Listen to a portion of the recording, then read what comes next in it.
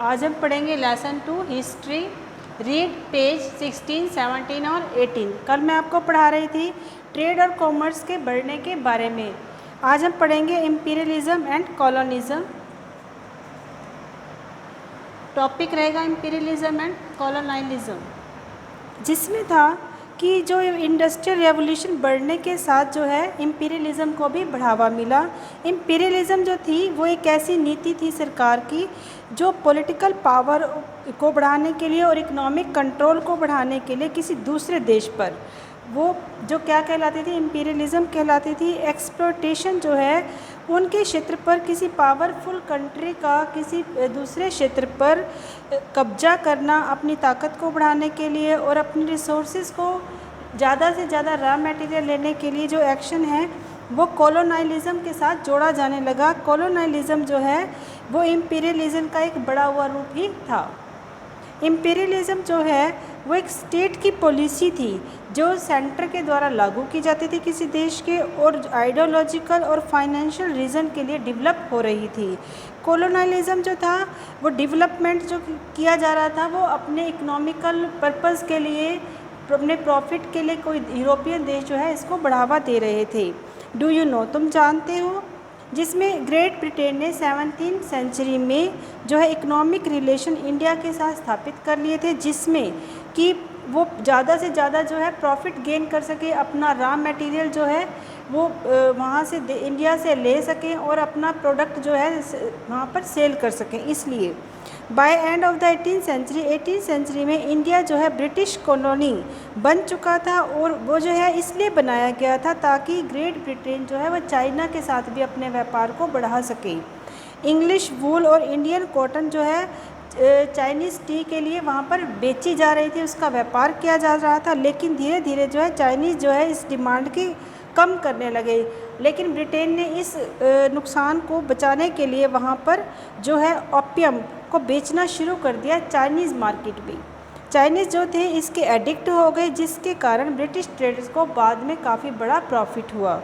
ये जो है ये जो समय था उपनिवेशवाद का, वो लैटिन अमेरिका, अफ्रीका और एशिया में यूरोपियन स्टेट के द्वारा बनाया जा रहा था। चर्च के आइडिया थे, ये आइडिया जो था चर्च के मिशंस द्वारा दिया जा रहा था अपने रिसोर्सेज की नीड को पूरा करने के लिए और गोल्ड के ग्रीड को जो है पूरा करने के लिए। सबसे पहले स्पेनिश जो और पुर्तगाली लोग थे उन्होंने इस कंट्री को आए, और बाद में यही सिस्टम जो है फ्रांस, इंग्लैंड के द्वारा जो है एक्सप्लॉइट करने के लिए, लेस डेवलप्ड कंट्रीज़ को एक्सप्लॉइट करने के लिए शुरू किया गया, जिसके कारण जो है यूरोपियन पावर के बीच में आपस में कंपटीशन स्टार्ट हो गया। यूरोपियन ग्लोबल एक्सपेंशन जो है that had actually begun much earlier 15th century, ये 15th सेंचुरी में ही स्टार्ट हो चुके थे, जो कि 19वीं शताब्दी तक न्यू इन्वेंशन जैसे कि faster ship, printing press, weapons के आने तक चलते रहे। 1800 CE में यूरोपियन ने एक जो है अपनी और एशिया में काफ़ी बड़ी एक अथॉरिटी स्थापित कर ली थी, पर्टिकुलरली इंडियन सब कॉन्टिनेंट में, साउथ ईस्ट एशिया में। By the end of the 18th century में जो ब्रिटेन था उसने अपनी पावर स्पेन, हॉलैंड और फ्रांस में से ज़्यादा स्थापित कर ली थी। इन मार्केट के ऊपर उसका लगभग पूरा कंट्रोल हो चुका था। Variation in the nature of imperialism, जो साम्राज्यवाद था उसका स्वभाव भी, यानी कि उसके बनने के कारण जो थे वो अलग अलग थे। ज़्यादा से ज़्यादा प्रॉफिट जो था साम्राज्यवाद का एक मोटिवेटिंग फैक्टर था, यानी कि साम्राज्यवाद को बढ़ावा देने के लिए क्या माना जा रहा था कि वो लोग जो यूरोपियन पावर्स हैं वो ज़्यादा से ज़्यादा प्रॉफिट गेन करना चाह रही हैं, परंतु अलग अलग प्रकार की इम्पीरियलिज्म की नेचर अलग अलग थी, जो कि इस प्रकार है। जैसे कि साउथ एशिया में ट्रेडिंग कंपनीज अपने पॉलिटिकल पावर के साथ स्थापित हो रही थी। उन्होंने यहाँ के लोकल रूलर्स को हराकर उनके एरियाज़ पर कब्जा कर लिया था। They retain the older well developed administrative system in place of new one and collect taxes from land owners, और यहाँ के लैंड ओनर से टैक्स कलेक्ट करने लगी। बाद में कंस्ट्रक्टेड रेलवेज़, उन्होंने रेलवे का निर्माण किया अपने व्यापार को बढ़ाने के लिए, माइंस खुदवाई ताकि, और बिग प्लांटेशंस यानी कि फैक्ट्रीज भी स्थापित की। साउथ अफ्रीका से अलग यूरोपियन जो थे पहले सी कोस्ट पर ही जो है अपना व्यापार कर रहे थे, बाद में वो अफ्रीका के अंदर की तरफ आने लगे तो यूरोपियंस ने क्या किया, एक समझौता कर लिया कि वो कुछ पार्ट्स पर अपना अधिकार रखेंगे, कुछ पार्ट्स पर दूसरे। तो उन्होंने जो है आपस में इस एक आइडिया बना लिया इस बारे में, काजेज ऑफ इम्पीरियलिज्म, इम्पीरियलिज्म के कारण। अब हम पढ़ेंगे किस कारण हुआ।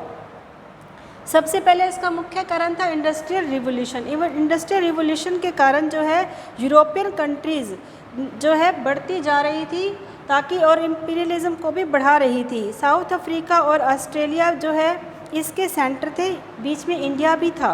स्पेन ने जो है colonize central and South America को कर लिया था। फ्रांस ने जो है लुइसियाना और फ्रेंच गुइनिया में और हॉलैंड में अपने जो है एम्पायर स्थापित कर लिए थे। ग्रेट ब्रिटेन जो है एक इंडस्ट्रियल जेंट, यानी कि पूरे वर्ल्ड में एक बहुत बड़ा औद्योगिक राक्षस या औद्योगिक जो है दैत्य होता है, यानी कि जिसने पूरे वर्ल्ड पर पूरे संसार पे जो है उसकी इंडस्ट्री जो है छा चुकी थी। 1837 सीई में need of global market, imperialism को बढ़ावा देने का मुख्य कारण जो था ग्लोबल मार्केट की आवश्यकताओं को पूर्ति करना भी था, क्योंकि यूरोपियन जो थे वो जो तैयार माल थे उनको बेचने के लिए और ज़्यादा से ज़्यादा धन इकट्ठा करने की चाह में उन्हें जो है ग्लोबल मार्केट की भी आवश्यकता थी। द इंडस्ट्रियल नेशन जो थे, औद्योगिक राष्ट्र ने इन जो है नई खोजे गए एरिया से जो है चीप लेबर चाहते थे और अपने सप्लाई के लिए रॉ मटेरियल चाहते थे, जैसे कि ऑयल, रबर और मैग्नीज जो है अपनी इंडस्ट्री के लिए आवश्यकताओं के लिए जो है उन्होंने इस इम्पीरियलिज्म को भी बढ़ावा दिया। उसके बाद है नीड फॉर डायरेक्ट कंट्रोल, और जो है बाद में उन्हें महसूस हुआ कि इन जो है देशों पर अपने डायरेक्ट कंट्रोल की भी आवश्यकता है। नेपोलियनिक वार जो था war in the first half of the 19th century slowed down colonialism, but in the mid 19th century Europe, especially Great Britain and France, began an economic revival. इनमें जो है एक इकोनॉमिक विद्रोह बन गया था। इम्पैक्ट ऑफ इम्पीरियलिज्म, इम्पीरियलिज्म का प्रभाव, इम्पीरियलिस्टिक राइवलरीज, फ्रांस और इंग्लैंड जो थे दोनों भारत पर जो है अपना उपनिवेश स्थापित करना चाहते थे, लेकिन जो है फ्रांस और इंग्लैंड में इसके कारण क्रेनेटिक वार हो गया, जिसमें ब्रिटिश की जीत हुई और जो है फ्रांस का जो सपना था कि वो भारत पर कंट्रोल करेगा वो ख़त्म हो चुका था।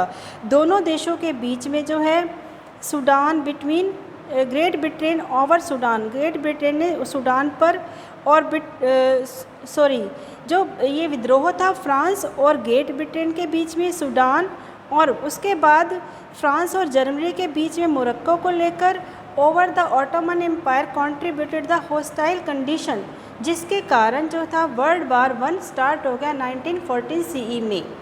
Enormous wealth for imperialism power, जो है इस इम्पीरियल पावर्स के पास जो थी के लिए हम उनको बहुत ज़्यादा धन की भी आवश्यकता थी, जिसके जो व्यापार के रास्ते में और कॉलोनियों स्थापित करके ही उन्हें प्राप्त हो सकता था।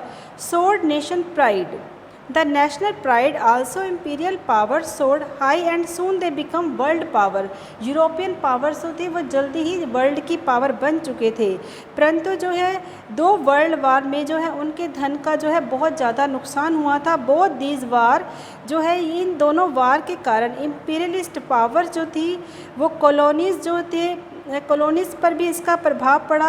ऑल द इम्पीरियलिस्ट पावर, सभी इसमें इन्वॉल्व थे सेकेंड वर्ल्ड वार में और सभी ने इसमें पार्टिसिपेट किया हुआ था। सेकेंड वर्ल्ड वार ने जो है इम्पीरियलिज्म पावर को काफ़ी वीक कर दिया। रशिया जो था एक नई पॉलिसी जो है सोशलिज्म की लेकर आया था वर्ल्ड वार सेकेंड के बाद। This was a new ideological challenge, imperialistic design and large number of state became independent of imperialistic control, बहुत ज़्यादा देश जो थे अब आज़ाद हो चुके थे।